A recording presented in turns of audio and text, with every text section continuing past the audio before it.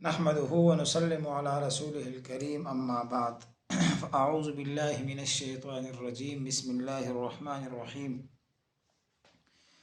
سیرت النبی صلی اللہ علیہ وسلم کا سبق نمبر 90 ہے۔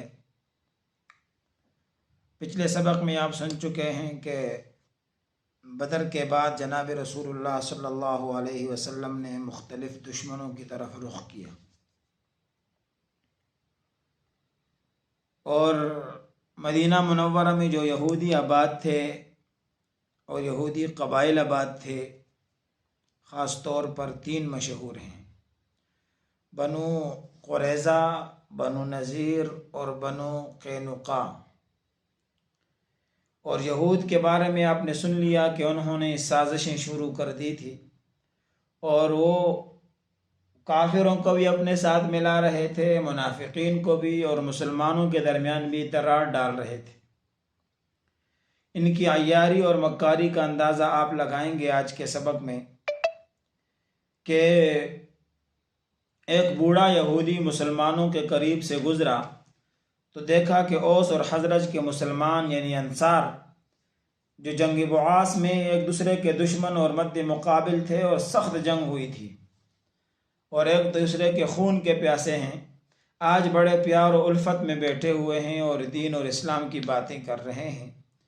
اس پر یہ بات بہت گراں گزری۔ شاش بن قیس بوڑھا آدمی تھا، لہٰذا اس نے ان کے پاس سے گزرتے ہوئے کہا، ہو افسوس کہ یہ اب مزے کے ساتھ ایک دوسرے کے ساتھ پیار و محبت میں ہیں۔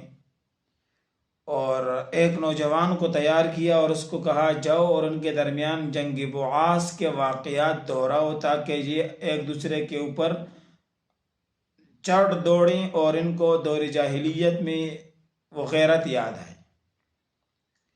چنانچہ وہ نوجوان گیا، اس نے کوئی جنگ بعاث کا تذکرہ کیا تو وہاں صحابہ کرام میں دونوں طرف سے اپنی اپنی بہادری کی باتیں ہوئیں اور نوبت یہاں تک پہنچی کہ کہنے لگے، ایک گروہ کہنے لگا ہم بہادر تھے اور دوسرے کہنے لگے ہم بہادر تھے۔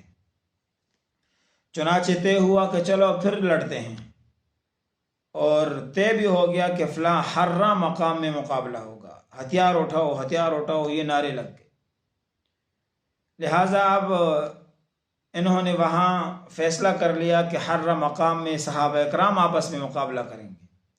وہ جاہلیت والی جو حمیت تھی وہ دل و دماغ میں دوڑی۔ جناب رسول اللہ صلی اللہ علیہ وسلم کو معلوم ہوا تو آپ سخت ناراض ہوئے اور آپ نے کہا، یہ کیسے میں تمہارے اندر جاہلیت کی باتیں دیکھ رہا ہوں۔ صحابہ کرام کو واعظ و نصیحت کی، کچھ تھوڑی سی ڈانٹ پلائی تو صحابہ کرام فوراً وہ اثر شیطانی جو شیطان بڑی کوششیں کر کے اس یہودی کے ذریعے سے ڈالنے میں کامیاب ہوا تھا، اس کو ختم کر دیا اور فوراً صحابہ کرام نے رجوع کر دیا اور دوبارہ آپس میں بائی بائی بن گئے۔ تو آپ نے ان کی عیاری کو دیکھا کہ کیسے مسلمانوں کے درمیان دراڑ ڈالنے کی کوشش کر رہے تھے۔ یہود مکار قوم ہے، ہر دور میں انہوں نے مسلمانوں کے خلاف ایسے کام اور ایسے ہی جو ہے نا وہ پروپیگنڈے کر کے مسلمانوں کو کمزور کیا ہے، اور یہ ان کی پختہ عادت ہے جو آج بھی قائم ہے۔ اس کے بعد آپ دیکھیں کہ چونکہ بنو قینقاع یہود کا بڑا قبیلہ تھا اور ان کے ساتھ بھی میثاق مدینہ جو یہودیوں کے ساتھ ہوا تھا، وہ دفعات ان کے ساتھ بھی تھے کہ ایک دوسرے کے ہم امن کے خواہاں رہیں گے اور ایک دوسرے کو نقصان نہیں پہنچائیں گے، اور جو معاہدہ ہوا ہے اس معاہدے کی خلاف ورزی نہیں کریں گے۔ ہر ایک کا دشمن دوسرے کا دشمن ہوگا اور دوست دوست ہوگا، یہ دشمن کا ساتھ نہیں دیں گے۔ بہت سارے دفعات آپ نے سن لیے تھے۔ لیکن بنو قینقاع میں ایک آدمی تھا بہت زیادہ شریر، کعب بن اشرف۔ اس کا ذکر آئے گا اور اس کو پھر کیسے قتل کیا گیا وہ بھی انشاءاللہ آپ سنیں گے۔ اور یہ اس قبیلے کا سردار تھا اور ان کے محلے کا نام بھی یہی بنو قینقاع تھا۔ ان کا زیادہ تر کام یہ برتن ساز تھے، سونار، لوہار اور برتن ساز، 3 کام کرتے تھے۔ اس لیے ہر ایک آدمی کے پاس وافر مقدار میں اسلحہ وغیرہ اور جنگ کا سامان موجود ہوتا تھا، اور 700 افراد ان کے جنگجو تھے، قوت بھی زیادہ تھی، اور انہوں نے ہر طرف سے جو ہے لوگوں کو اپنے اندر لیا ہوا تھا، ان کے اوپر رعب ڈالا ہوا تھا اور اپنا دبدبہ جماتے تھے۔ جناب رسول اللہ صلی اللہ علیہ وسلم کو ان کی خباثتوں کا پتہ چلا تو اللہ کے رسول نے ان کو جمع فرما کر واعظ و نصیحت کی، اور بنو قینقاع کے بازار میں تو انہوں نے نصیحت سننے کے بعد کہا کہ تمہارا خیال ہے کہ ابھی بدر میں تم نے لوگوں کو مارا ہے تو ہمیں بھی مار لو گے؟ ان کے پاس جو قوت تھی وہ آپ نے دیکھی ہے، ہماری قوت نہیں دیکھی۔ تم یہ نہ سمجھنا کہ ان سے جو پالا پڑا تھا اسی طرح ہمارے ساتھ بھی پڑ جائے گا، اگر مقابلہ ہوا تو یاد رکھو گے۔ یہ صاف جنگ کا اعلان تھا۔ جناب رسول اللہ صلی اللہ علیہ وسلم مسلمان دونوں غصے میں تھے، لیکن غصہ پی لیا، اور پھر اللہ تعالیٰ نے آیات نازل فرمائی، اور اللہ نے فرمایا قُلْ لِلَّذِينَ كَفَرُوا سَتُغْلَبُونَ وَتُحْشَرُونَ، تم غالب نہیں آ سکتے، ان قریب ان کو کہہ دو تم مغلوب کر دیے جاؤ گے، پھر جمع کر دیے جاؤ گے جہنم کی طرف، اور بہت برا ٹھکانہ ہے۔ آخر تک یہ آیات کو قَدْ كَانَ لَكُمْ آیَةٌ فِي فِئَتَيْنِ الْتَقَتَا، پیچھے دیکھا نہیں ہے بدر میں کہ دو گروہ جب آپس میں لڑے تو ایک گروہ کتنا طاقتور تھا، لیکن جیتا کون، ہارا کون، شکست کس کو ہوئی، فتح کس کو ہوئی؟ اس میں عبرت نہیں ہے دیکھنے والوں کے لیے، بصیرت عقل رکھنے والوں کے لیے۔ لیکن بہرحال یہ جنگ کا اعلان تھا، مسلمان صبر کر گئے، لیکن پھر انہوں نے ایک عیاری کی، اور وہ عیاری یہ تھی کہ ایک مسلمان عورت یا ایک عام عورت وہ ان کے کسی سونار کے پاس اپنا جو ہے نا وہ سونے کا کوئی زیور وغیرہ ٹھیک کرانے آئی، تو وہاں بیٹھی ہوئی تھی۔ انہوں نے کہا کہ آپ کون ہیں، کہاں سے آئے ہیں؟ تو انہوں نے حجاب کیا ہوا تھا، تعارف نہیں کرایا۔ تو وہ جو سونار تھا اس نے ان کا کپڑا چپکے سے پیچھے سے باندھ لیا، اور جب وہ بیچاری جانے لگی تو ان کی جو حجاب تھا وہ اٹھ گیا، اور یہودی نے اس پر قہقہا لگایا۔ ایک مسلمان نے دیکھا تو سونار کو قتل کر دیا، یہودی نے اٹھ کر مسلمان کو قتل کر دیا۔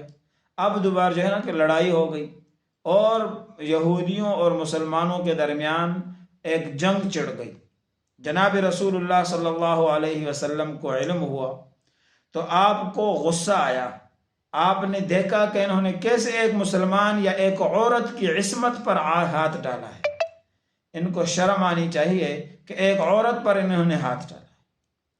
لہذا رسول اللہ صلی اللہ علیہ وسلم نے ابو لبابہ بن عبد المنذر کو مدینے کا نگران بنایا، اور خود حضرت حمزہ بن عبد المطلب رضی اللہ عنہ کو جھنڈا دیا اور نکل پڑے۔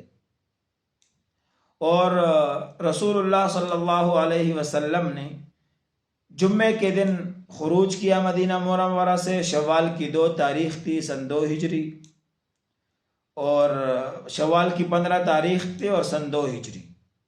15 روز تک رسول اللہ نے ان کا محاصرہ فرمایا، اور ذی القعدہ کے جو ہے نا وہ چاند نظر آ گیا تھا، اور جناب رسول اللہ صلی اللہ علیہ وسلم وہیں پر تھے، اور یہ قلعہ بند ہو گئے۔ اللہ نے رعب ڈالا، جیسا کہ اللہ کا یہ دستور اور سنت ہے۔ پھر یہ قلعوں سے باہر نکل آئے، اور اتنے میں ان کا جو ساتھی تھا عبداللہ بن ابی، منافقین کا سردار، رئیس المنافقین، جناب رسول اللہ صلی اللہ علیہ وسلم کے بارے میں سخت فیصلہ کرنا چاہتے تھے، لیکن اس نے اتنا اصرار کیا، اتنا اصرار کیا، اتنا اصرار کیا کہ بالآخر جناب رسول اللہ صلی اللہ علیہ وسلم نے اس منافق جو ابھی 1 مہینہ ہوا تھا کہ اس نے اسلام کا اظہار کیا تھا، اس کی بات مانی، اور ان کو قتل کرنے کے بجائے ان کو کہا کہ چلو قتل تو نہیں کریں گے، لیکن علاقہ بدر کریں گے، جلا وطن کریں گے۔